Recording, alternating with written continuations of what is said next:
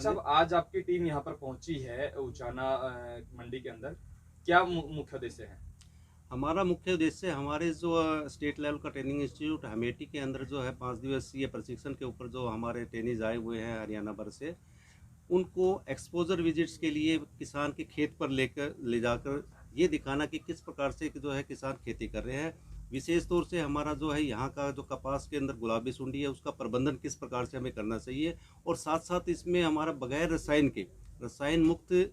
प्राकृतिक खेती वो किस प्रकार से हम कर सकते हैं, क्योंकि हरियाणा सरकार इसके ऊपर जो है स्कीम लेके आ रही है और पूरे जोर से जो चाहती है कि भी हमारे जो रासायनिक कीटनाशकों की निर्भरता कम की जाए। तो उसके हिसाब से यहाँ पे जो सुखदेव शोकन जी हैं, जो एक बहुत ही सफल किसान हैं, जो प्राकृतिक तरीके से जो खेती कर रहे हैं, और उनके खेत पे हमारे जो ट्रेनिज हैं उनको ये दिखाना कि भी देखिए ये कामयाब किसान है और ये जो जैविक तरीके से जो खेती करते हैं और ये किस प्रकार से कीटनाशक जैविक अपने खुद जो है स्वयं तैयार करते हैं, बाजार से कोई चीज़ खरीदते नहीं, अपने यहीं पे जो गोमूत्र और गाय के गोबर से जीवामृत घन जीवामृत किस प्रकार से बनाते हैं, जैविक कीटनाशक कैसे जो है वो तैयार करके ने अपनी फसलों का कीटों से बचाव करते हैं, वो चीज़ यहाँ पे हमारे ट्रेनिंग्स को सिखाने के लिए दिखाने के लिए हमारा यहाँ पे आज ये हमेटी हमारा जो एग्रीकल्चर डिपार्टमेंट हरियाणा का स्टेट लेवल का ट्रेनिंग इंस्टीट्यूट है, जो Haryana agricultural management and extension training institute, जिसकी एब्रीविएशन हमेटी HAMETI हमेटी, ये हमारा जो स्टेट लेवल का प्रशिक्षण संस्थान है एग्रीकल्चर डिपार्टमेंट हरियाणा। मेरा नाम सुखदेव शोकंद, गांव खरगपुरा का रहने वाला हूं और प्राकृतिक खेती कर रहा हूं। पिछले 5 साल से गेहूं तो प्राकृतिक तौर से मैं कर ही रहा हूं। अब 1 साल के लगभग से मैं सब्जियों की भी खेती करता हूं, केसर की भी खेती करता हूं, मधुमक्खी पालन भी कर रहा हूं और वर्मी कंपोस्ट केंचुआ खाद भी बना रहा हूं। जो भी इसमें होता है डलता है खाद सारा प्राकृतिक तरीके से, और कीटनाशक होता है वो भी प्राकृतिक तरीके से तैयार किया हुआ होता है। अदरक, लहसुन, हल्दी, नीम, बकैन, इनका जैसे 10 परणी वो बनाते हैं हम। कीटनाशक नेचुरल तरीके से ही हम कॉपर ऑक्सीक्लोराइड तैयार करते हैं, जीवामृत तैयार करते हैं, गऊ के मूत्र और गोबर से सारा तैयार करते हैं और उसको हम फसलों में डालते हैं। बगैर रसायन के गुणवत्ता वाली सब्जियां या फल या फसल हम किस तरह से खाद्य पदार्थ हम समाज को दे सकते हैं एक समाज के कल्याण के लिए। और एक मेन बात यह है कि किसान को ज़्यादा से ज़्यादा फायदा कैसे हो, परंपरागत कृषि को छोड़कर हम लाभ का सौदा किसी को कैसे बना सकते हैं, इनके बारे में आज विस्तार से चर्चा भी हुई है और हम करने भी लग रहे हैं। जैसे बीच में बिचौलिए होते हैं ना, किसान तो 6 महीने में नहीं इतने रुपए वो कर सकता, कमा सकता, और जो बीच वाले हैं वो एक दिन में ही रातों रात मालामाल हो रहे हैं और इसका सीधा असर उपभोक्ता पर पड़ रहा है, जिससे मतलब उपभोक्ता भी की जेब भी काफ़ी ढीली होती है और किसान के साथ तो ये डकैती हो ही रही है। इनसे बचने के लिए और समाज के कल्याण के लिए, बीमारियों से बचने के लिए आज यहाँ पे ये जो एक्सटेंशन ट्रेनिंग आए हुए हैं, जो उनका जो डेलीगेशन आया हुआ है,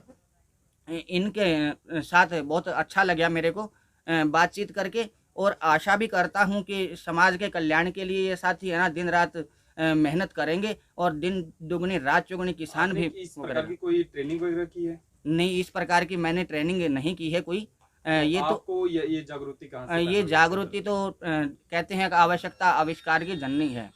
2012 में मेरी माताजी को कैंसर हो गया था और उसके लिए जो पापड़ बेलने पड़े हैं मेरे को ही पता है। और जब भी जाता हूँ 2/3 मौतें हमारे समाज में जहरों के कारण जो हम फसलों के माध्यम से खाद्य पदार्थों में खाते हैं उनके कारण हो रही हैं, चाहे वो हाइपरटेंशन हो, बीपी हो, शुगर हो, ये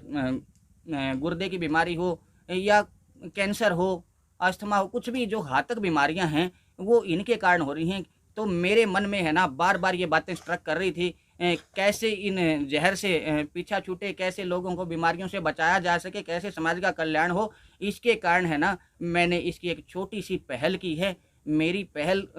जहर के खिलाफ है और समाज के कल्याण के लिए है, जहर मुक्त थाली प्रदान करने के लिए है और मैं तो इतना तक कहूँगा कि जब तक किसान की है ना खुद की संस्करण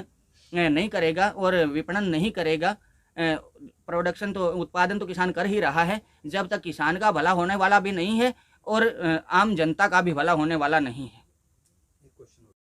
आपने एक ऐसा चमत्कार यहाँ जिला जींद के अंदर उचाना मंडी के अंदर किया है कि जो आपने फसल उपज की है वो किस प्रकार से की आपने, केसर को किस प्रकार से आपने यहाँ पर उपज की, केसर की प्राकृतिक तरीके से केसर की खेती की है। क्योंकि सुनने में आया है कि जो केसर होता है उसका एक टेम्परेचर होता है, उसकी एक हर चीज की एक देख रेख होती है। यहाँ पे तो इतनी मिट्टी है और सबसे बड़ी बात है यहाँ पर इतनी धूप है, गर्मी है, किस प्रकार से मेंटेन कर पाए आप इस चीज को? इसको ऐसा है सर, हमने जब मतलब देखा, जो कश्मीरी केसर था वो तो सिर्फ कश्मीर में ही कुछ हिस्से में होता है या फिर अफगानिस्तान में होता है,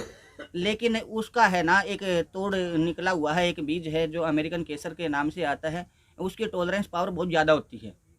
और उसका बीज मेरे पास एक जानकार के माध्यम से आया और मैंने उसको एक टेस्टिंग के तौर पे शुरू में है ना 101 पौधे लगाए थे। जब मैंने देखा कि पौधे है ना बिल्कुल सही रोग मुक्त हैं और बढ़िया तरीके से वो ग्रो कर रहे हैं, तो फिर मैंने है ना ये केसर की खेती करने का निश्चय किया। अभी तक ये कह लो कि शुरुआती दौर में ही है ये। नहीं, वैसे तो जो सुखदेव शोकन जी ने प्रयास किया है एक तरह से जहर मुक्त खेती करने का, निश्चित तौर से जैसे हमने देखा इन्होंने मतलब ये सराहनीय कार्य कर रहे हैं एक तरह से, और बहुत अच्छी पैदावार भी ले रहे हैं एक तरह से, अच्छा मुनाफा भी कमा रहे हैं एक से। लेकिन जो जैसे इन्होंने केसर की बात ये कह रहे हैं किया है प्रयास, अब इसमें देखना पड़ेगा क्योंकि जो कश्मीर में केसर पैदा हो रहा है या हिमाचल में केसर पैदा हो रहा है, क्योंकि हर एक फसल के लिए हर एक तरह की जलवायु की ज़रूरत है। जैसे यदि हम सेब की बात करें, उसको चिलिंग इन्वायरमेंट चाहिए, आपका जो केसर है इसको ह्यूमिडिटी चाहिए। अब जिस टाइम इनका केसर निकलेगा और जिस टाइम उसकी टेस्टिंग होगी तो उसमें वो देखना पड़ेगा भी वो गुण जो मतलब जो कश्मीर के केसर में आते हैं यहाँ आते हैं नहीं आते हैं, हाँ पैदा तो हो जाएगा, हो गया नहीं होगा, मेन बात वो है देखने वाली। लेकिन चलो इनका प्रयास बहुत सराहनीय है। उगने को तो सेब भी यहाँ उग जाएंगे, लेकिन उसका साइज आएगा, उसका कलर आएगा, उसका फ्लेवर आएगा, मतलब क्वालिटी आएगी नहीं आएगी वो देखने वाली बात है। ठीक है, हो सकता है बहुत सारी कई वैरायटी आ सकती हैं।